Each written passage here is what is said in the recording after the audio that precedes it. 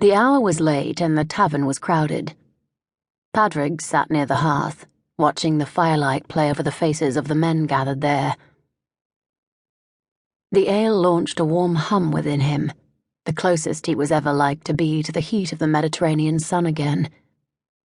He should have gone south, as Rosamunde had bidden him to do. He should have sold her ship and its contents, as she had instructed him. Galway was as far as he had managed to sail from Faerie. And he had only come this far because his crew had compelled him to leave the site of disaster, where Rosamunde had been lost forever. Instead, he had returned here, to the site of his upbringing, to his mother's grave and the tavern run by his sister and her husband.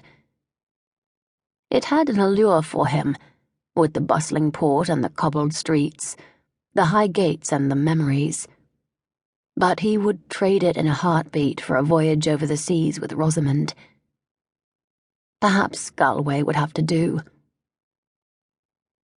Padraig enjoyed music, always had, and song was the only solace he found in the absence of Rosamunde's company. He found his foot tapping and his cares lifting as a local man sang of adventure. "A song!" cried Declan, the keeper, when one rollicking tune came to an end. "Who else has a song?" "Padraig!" shouted his sister. She was a pretty woman, albeit one who tolerated no nonsense. Padraig suspected there were those more afraid of her than her husband, much like their mother in that. "Sing the sad one ye began the other night," she entreated. "There are others of better voice," Padraig protested. The company roared a protest in unison, and so he acquiesced. Padraig sipped his ale, then pushed to his feet to sing the ballad of his own composition. "Rosamunde was a pirate queen, with hair red gold and eyes of green. A trade in relics did she pursue, plus perfume and silks of every hue. Her ship's hoard was a rich treasury, of prizes gathered on every sea. But the fairest gem in all the hold was Rosamunde, beauteous and bold. Her blade was quick, her foresight sharp. She conquered hearts in every port." "Ah," sighed the older man across the table from Padraig. "There be a woman worth the loss of one's heart." The company nodded approval and leaned closer for the next verse.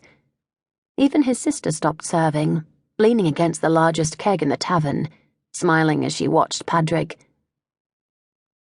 "Trade in relics, both false and true, her family trade she did pursue. No man cheated her and told of it, for Rosamunde allowed no debt. She vanquished foes on every sea, but lost her heart to a man esteemed. Surrender was not her nature true, but bow to his desires she did do.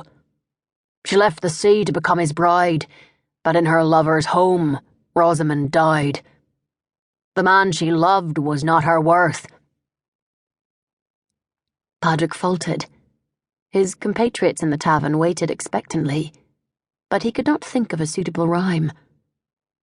He remembered the sight of Ravensmuir's cliffs and caverns collapsing to rubble, the dust rising, his men holding him captive so that he couldn't dive into the disaster in search of Rosamunde. He put down his tankard with dissatisfaction, singing the last line again softly. It made no difference.